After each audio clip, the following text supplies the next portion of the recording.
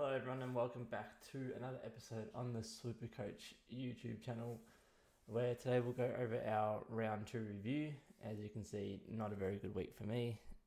Only the 1642 dropped 37,000 in the ranks, now placed in the top 23%. Just a week of whatever could go wrong did go wrong. We'll get into the team shortly, but yeah, it could be a long season. I didn't really plan too well for the buys, I suppose. But that wasn't even the major issue this week. Just players I had not scoring well, players I didn't have scored really well, and a long way back from here. So let's check out the team of the week for round 2. Belongs to Eddie's losers. To 21.83. It's a massive score in a best 18 round, especially with the likes of Rosie, who got injured. Interesting to see that he doesn't have any of the Saints or Giants boys. It looks like his team is... So he got no one on the early bye. Oh, he's got a few. He's got Petrarca down there. But his team looks very heavily against the early round buys with no Saints or Giants players in the backline. So Rosie injured, Clark 119, Worrell 123, had Jacks on the field at 70, Grill, Sarong, Selwood, Givkas. So not too different of a backline. Interesting with Worrell over either the Saints or the Giants boys, but it's paid off in the early run. Butters 135, Brayshaw bounced back with a 122. Attention went to Sarong, so Brayshaw sort of got off the chain this week. LDU 118, Jack Steele 110.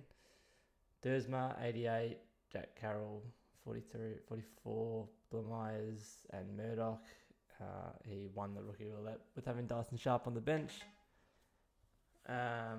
Cherry and the Ruck as captain 199. I think all the top teams this week would have had Cherry and probably captain. Basically put up a 200. Jackson 113 had McAndrew on the bench. He's got no way to change that, but okay. Sheasel, Petrarca, who's also injured, had him the vice captain, so I guess that helped him. Bolton 142 was everywhere. Flanders, Buderick, Marshall has Gothard already. McRae is a loop, and Lukosius. Wow. So interesting team. Obviously paid off massively this week, but will it stay that way in the long run? I guess we'll see. So that's the number 1 team for this week. Number 1 overall is Leon. Has very deep in the back line. So both Saints boys and Lockie Ash, so Sinclair, Naz and Ash all went very well this week. It'll be interesting next week when all 3 of those players are on the bye. We'll see how he handles that. Rosie injured, everyone's got him though. Jax, Grill, Sarong, and a loophole in the backline. Bont VC. Yeah, good score, Bont. How are we going to get him in? I have no idea. Butters, 135, Steele, Parrish, Carroll, Watkins, Blamires and Murdoch, the 399k rookies in the middle. They're outscoring some of these mid prices, and it just goes to show that mid prices are a massive risk. We'll get into them a bit later. Gorn on the field, Captain Reedy to get Bont score, and then had Cherry as emergency, so probably didn't want Bont to go that big, and he might have gone Cherry captain. Sheasel, Track, Flanders, Philippou, Marshall, Devrob, Lombard, Dovison and McAndrew. Yeah, it's a good team. It's a very good team. I wish I had that team over my team, but yeah, it'll be interesting to see how he handles this triple bye in a couple of weeks. So we'll get into my team now. So backline had Sinclair, Rosie, Zorko. That was just for the loophole for the captain if it paid off. So I took the wrong score there. Jack, Skrill, Selwood, and Lindsay did not play. Hopefully he gets back. So backline's not too bad. Obviously missing Naz or Ash or Worrell. These kind of big scorers from this round had the Rosie injury, but many people did. Butters, Captain Butters, so probably one of the only things that actually went right for me this week. Brought in Finn Callahan, and as soon as this game started, I realised how much of a mistake this was. He had a bad break even to start with. He copped the tag straight away, which I knew he was going to. They sent Hugh Boxall to him, so I knew he was going to get tagged. He already had a bad break even. He went down 20k, 24k, which I knew was going to happen. I wanted to get him for this week against Collingwood. I think he's going to have a big score. I was just hoping he had a decent score against the Saints as well. Still had 30 touches, so found his way to get the ball. Just butchered it a bit. Yeah, not the best trade in. I think it'll be all right come long term, but for this week it really hurt. Sarong 68. Got tagged very heavily. Sarong, had 150 last week, but had 80 of that in the last quarter, so can't really say that it was a consistent scoring last week anyway. Who did they send to him? I can't remember who was tagging him, but he got heavily tagged, and Brayshaw sort of got off the chain because of that. That's going to happen quite a bit this season. Freo won easily, and I thought maybe the tag would get dropped, but they stuck with it the whole game. So, disappointing if you brought him in after last week. Chasing points is always a risky strategy, but didn't pay off this week. Paris 67 just doesn't have a tank. Playing in a very bad Essendon team, hard to find the footy. Has no one to give it to, has no one to get it from, apart from Merritt. So I think he's just going to be a fail pick come the end of the season. We all thought 330k for someone who has done 110 plus in the past. Hoping he can get back there, but I don't think he will. So I wouldn't be surprised if myself or other coaches jump off him early. I'm thinking maybe in a few weeks. If there's a fallen premium, I'm just going to move him on and just forget about this pick. Sharp, 14 injured. He's going to be a dud rookie soon. Elevated price already. 2 bad scores. Doesn't get much game time. Now has an injury. Yeah. Move him on as quick as you can. If you can move him on this week, I'd do it. If you've got other bigger problems to move, then do those first. But I wouldn't be fielding him if you don't have to, that's for sure. I had the 4 players on the bye, so one short in midfield. Watkins and Blamires. I can't believe that these two are the 3rd and 4th highest scoring in my midfield. It's just, it shouldn't be that case. And the guns and rookie strategy with none of these mid prices is all the number 1 team from this weekend overall. They don't have these mid prices. They are just traps, and they're mid prices for a reason. Injury, bad score, bad year, bad role, whatever it may be. English was sold in the ruck 114, but when you've got Cherry 199, Gorn 140, 114 is not enough. So I think the rucks, I definitely overthought about what these new rules would do. It doesn't seem to be affecting them at all, really. Gorn's still getting a lot of hit outs, a lot of intercept marks. Cherry's laying a lot of tackles, getting a lot of possessions. It's literally just the centre bounce. The around the ground stoppages, they're still monstering each other, and it could be a long season if this keeps up. And I think the flex is going to be a rough one for me this year. It wasn't last year, but I think it will be this year. McAndrew 79, solid. Can't ask much more from a 119k. Plays English this week, so we'll see how that goes. Edwards, hopefully he gets the game this week after the bye and Huntley holds. And we'll see how Zach Estelsi goes as well. Forward line, Cheezel, 124. Yeah, really good. I think he's going to be F1. We all thought that pre-season, but just racks up the pill for fun. Doesn't get as involved in scoring change, which is why he doesn't score as much. But just love watching him play, and stoked. Hopefully he doesn't get injured because he's got a big year ahead of him. Chalker, 86, vice-captain Dim against the Tigers, I believe they play. Sorry, it's been a while since they played. Thought he was on for a big score. Hopefully he's, 170, 152. Hopefully his form was going to hold, then did the hamstring as he got pushed on the kick. So he's out for 4 to 6 weeks, I think they said. So probably a trade as well. Flanders 81. Yeah, it is what it is. He's a mid-price that actually may work. Buderick 67. Bailey Dale took everything this week. Didn't really get a chance for Buderick to get much of it. That may happen from week to week, but when he gets the ball, good things happen. So I think he'll hold his spot. Hopefully they use him a little bit more as the weeks come through. Has the bye this week, so just have to hold that and hope he just keeps putting out these 70s, 80s, and can move him on in a few weeks. Philip 42. I don't understand what the hype was about Philippou this preseason. I've actually never seen him take the game on, look like he's going to be really damaging. Apparently getting paid ridiculous amount of money, and if that's his output, then I don't think he'll be at St Kilda much longer, to be honest. They'll try and move him on. I wouldn't look to field him. It just seems to have little injuries, doesn't impact the game that much. I wish I didn't go here initially, but here we are.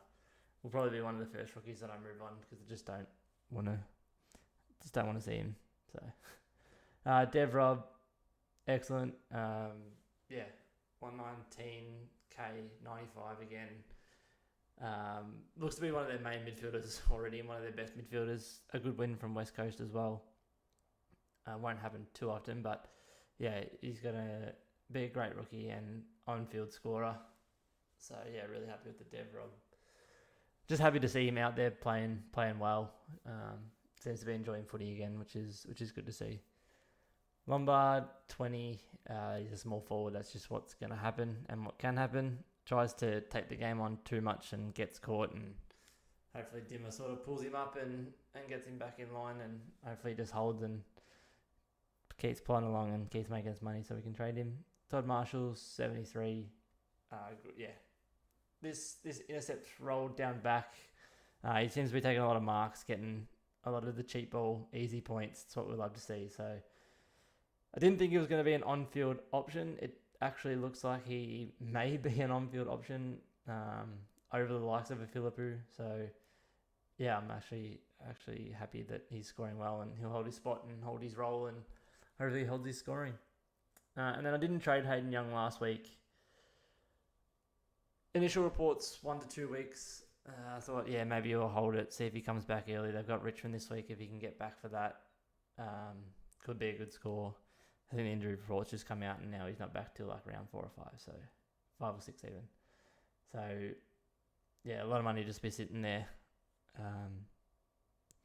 If I hold and he comes back and scores 100 plus, then I look like a genius. If he comes back and scores poorly or gets injured again, then I've just wasted a month or so of almost 400k sitting there doing nothing. So,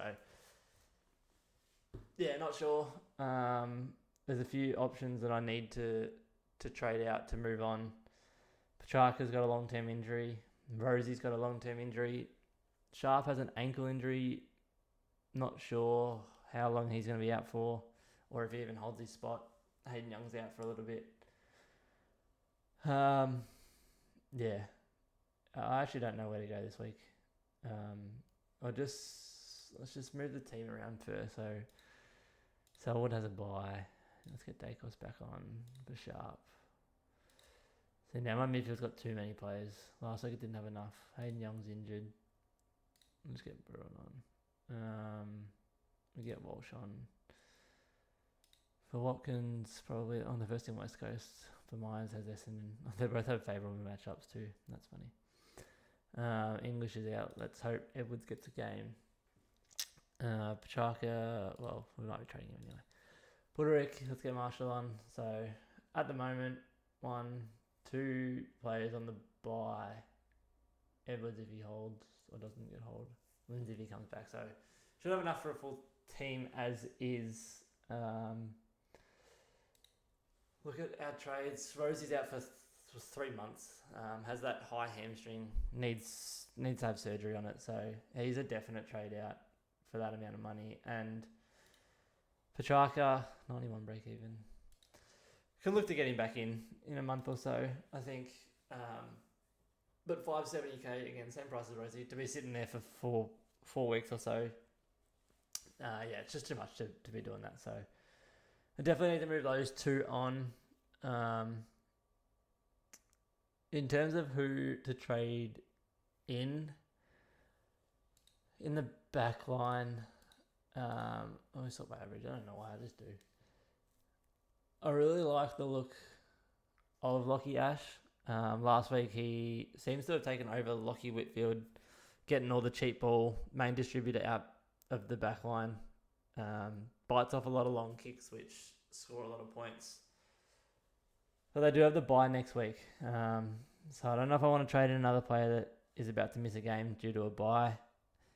He should score really well against Collingwood. We leak points to... I go for Collingwood. We leak points to running halfbacks and inside mids. So that's why I went Finn Callahan last week. It's why I want to go Ash this week. But Ash and Sinclair both have the bye next week. And I don't know if I want to go another player that has the bye, when I could go someone like a Dan Houston, who's 150k cheaper, has a much lower break even. Although Ash isn't bad, 70. Has a much lower break even. Price will go up. Is versing the Giants. I just don't know if Houston's going to be a long-term keeper or if it's just a stepping stone. And if I'm trading out someone for 570k, I don't really want to trade in a stepping stone. Jordan Clark had a nice bounce-back game. Why is that by price? Actually, it's a bit easier. Naz, same thing as Ash, has the same buy and has a less favourable matchup and also has a much higher break-even. So we won't go near Naz this week. Whitfield, all the same reasons as Ash, but doesn't get as much of the ball, has a much higher break-even, still had a good score. Laird's injured. Blakey's got a bye. Wilkie's a really solid player. He reads the ball so well. Just takes a lot of intercept marks and rarely makes a mistake. Not sure if it's a Supercoach pick, but Josh Dacos. I'd love to own Josh just to watch him do his thing, but 21%, not even a pot anymore. Mills, bye. Noble, bye. Luke Ryan, late inclusion. Poor job security.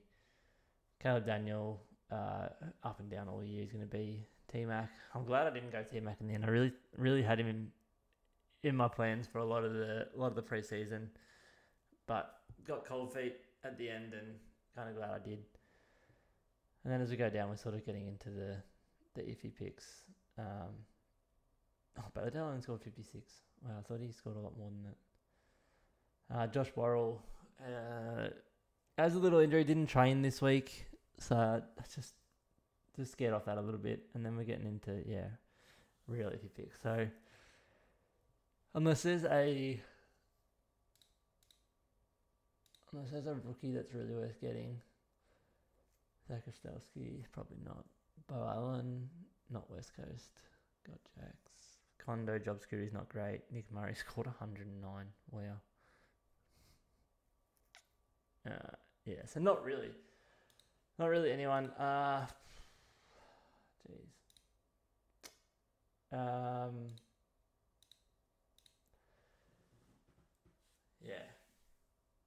think I will go Ash. I know he's got the bye. I think he's going to have a great score this week. I think he's going to have a good season for the rest of the year. One less player I need to worry about. Next week he has a bye, I know, but it's just him and Sinclair, so I should be able to get a full backline still. I just copped the hit again. I hate trading players that have a bye the following week, but when we're in this situation, I don't really know who else to put in. I don't really want to go Houston, and I hope that doesn't come back to bite me, because I think a lot of people are going Houston, saving that 150k, which I could use elsewhere. I just don't know where I would use it, to be honest. Trading in a forward. I don't even know where to go with the forwards. Like, Sheasel and Pachaka was supposed to be F1, F2 all year. Rankin's back, taking a little bit. Silthorpe's going to be up and down. Cozzie's going to be up and down. Sam Darcy's going to be up and down. Jezza, he's going to be up and down probably. And then you really drop down. Shea Bolton, he's going to be up and down. Scored 140. I think he scored 60 the week before. So it's just there's no consistent. Joel Frazier had a really good game. There's no consistent scorers in the forward line apart from Yoshiza and Petrarca. So the other option is again, do we go a low break even player? I've got the two lowest, which is good. Braden Cook, if he holds, he could be okay. I don't think he's got the best job security come 3-4 weeks time when they get a few players back from injury. But in the short term, he could make quite a bit of money. Yeah, I don't know the Cook. I know a lot of people jumping on this week. I might in the end, but yeah, I'm not too sure. Dogs are hard to score against. Rogers and McDonald on the bye. Sherry looked really good. I think we'll definitely be getting him at least next week. Does have Richmond this week, so could even go early. But as we saw with Milan Murdoch, anyone that went early on him, it looked like a really good option. He looked like a great player. It was going to be a good rookie to have and was the one that I was going to get this week, but has just come out with a hamstring injury. And yeah, it's just really unfortunate for anyone that went early. It's a good reminder that going early is a risk. There's the chance of an injury coming that next week. There's a chance they get dropped the week after and don't even make a single price rise. So yeah, for that reason, I don't know. It sort of scares me off going early on Sherry, but he looked really good. He came in for Hayden Young, who's not coming back this week. So his job security should be good for this week. Whether or not he picks up an injury or gets dropped the week after, who knows? That's a risk. I don't know if I want to make that risk right now or not either. I don't know. One to think about. Gothard and Sharp, probably not going near any of them. Duff Tyler looked really good. Kicked a couple nice goals. Just doesn't get much of the ball, but when he got the ball, good things happened. And he actually looked like, the reason why they picked him so high in the draft. So has that 100 in his scoring rotation for the next couple of weeks. Has Port this week. Not a bad matchup. Could go there if you want a good price rise over the next couple of weeks, but at 190k, it's elevated. Would you want to pay that over the 99 for Sherry? Maybe, maybe not. I probably don't. So yeah, there's really not much to go to. I probably will go Sherry. I think he was the last SSP signing. So he's only been on the list for 1-2 months. And he's already made his debut and looked really good. I know they won comfortably, but when he got the ball, he was explosive. He was confident. He used the ball quite well. He got into the right spots. Everything you want from a football player, much less a rookie. So I think we actually go Sherry early. I hope he holds. It leaves a lot of money. And it leaves me two options. A boost. I trade out Dyson Sharp, which leaves me 607. And I would have loved to have gone Murdoch, but yeah, that injury, it's really unfortunate. Will Dersma actually would have been a good pick in hindsight, but 607. So leave me, I trade out Dyson Sharp and I can bring in basically anyone from George Hood under. So I would be targeting Max Holmes. So I can do that as one option and get Holmes in for Dyson Sharp. Doesn't leave me much money at all, which is fine. That's one option. Or I trade Hayden Young. I move Bruin up to the midfield, and then I have a flex, and I bring in anyone I want. Bont, Cherry. He's going to go up even more. And he's got blacklisting this week. And this is the reason why a lot of people chose Cherry. It was because of his early season run. He had Vicentini, he went 128. Flynn, he went 199. He's got Blackiston this week. Then he's got Pitnet. And then he's got Zach Ostelski. And then he's got, if Nank's back, otherwise he's got absolutely no one. And then he's got Briggs, which Briggs has no tank. Followed by Geelong, who just have no ruckman. So He literally has 8 weeks straight of favourable matchups. And he's projected to go over 800k, and I don't put it past him. He genuinely could. I mean, these are some massive projected scores, so he would need to go insane to score that. But it's actually possible, just Tristan Cherry this season. So, do I trade out Hayden Young? Round 5, 6, what are we, round 3? It's still 3-4 weeks. I think I have to. And then I trade in Cherry, and I put McAndrew probably at the flex. But then I'm locked into English and Cherry for the season, which is not bad ruckman to have. It just means for my flex, I need to be choosing between Gawn, Grundy, and maybe Luke Jackson. Luke Jackson's got Richmond this week. He's going to go massive as well. I should have just started Cherry. I knew he was going to be, well, I didn't know, but the rucks haven't changed that much. He was always going to score well with this matchup. I think the top 3 rucks will be Cherry, Gawn, and probably Grundy. And then English and Jackson, 4 and 5. But with English, I'm sort of locked in. I could sideways at the buy. That's a luxury trade. Yeah, I think maybe something like these 3 trades, it leaves me a bit of money for next week as well. Then I can move on. Probably a Sharp. Maybe another rookie. Maybe Philippou. Go down to who's got. Does anyone have low break evens coming next week? Oh, I was already sort of low break evens. Murdoch is injured. Got Dev. Got Jagger. Got McAndrew. Got Myers. Got Cook. Anyone with 1 game? Chase Jones scored 86. How did he score 86 after having a 0 in a preseason match? Seems like Chase Jones and Braden Cook are fighting for that same spot anyway. So we'll see how that goes. Yeah, I'm not too sure. It's gonna be a long season. I think we go with those 3 trades though. I can't sit another weekend and watch Cherry just go 199, 200 again. And it's against Blackiston at Marvel, a smaller ground. I just can't sit there and watch that happen. I have to go there. And he's going to be the captain. I'll vice captain him into Butters, actually. I'll vice captain Cherry into Butters. As for the rest of the lineup, yeah, we just hope Edwards. No, it's not that. McAndrew will stay my flex for a while, so that's fine. As for the rest of them, I want to get Bruin on field. Problem is, I'm going to have Blamires on the bench, and they're versing Essendon. And Watkins has West Coast.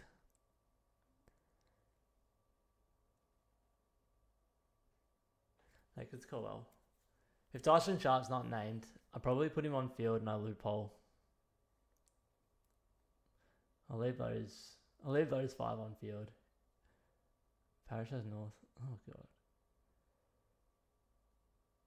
Yeah. If Sharp's not named and he's definitely out, I'll probably just loophole Bruin.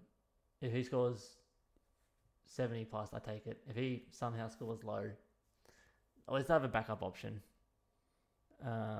Probably just captain. Yeah, we just captain Jakes on the buy. And if Cherry goes well, we leave it. If he goes poorly, we put it on Butters. Bye. Everyone's got to buy. So yeah, we hope Lindsay gets back in the team. Sharp. Well, if he's playing, he's playing. If he's not, he's not. It doesn't really matter. 1, 2, 3, 4, 5, 6, 7, 8, 9, 10, 11, 12, 13, 14, 15, 16, 17, 18, 19. So 19 definites. Edwards and Lindsay could make 21. So should have enough for a full team. Yeah, hopefully a better week this week than last week. Next week's going to be tough as well. We're going to have Sinclair and Ash on the bye. Finn Callahan's going to be on the bye. Our forward line's going to have 2 on the bye. I may even look to move Philippou next week, honestly. If he doesn't score well this week, I may just get out of there. Get another player who's playing, can actually make some money and hopefully score more than a 40 every week. So, yeah, that'll do it for this week's episode. Half an hour. Yeah, I hope you guys had a much better week than I did this week.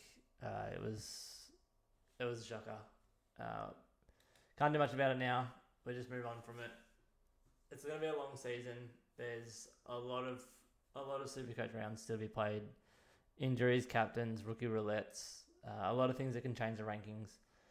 Luckily, it's only early days. What's my score? Just over 4K, and the highest score overall is...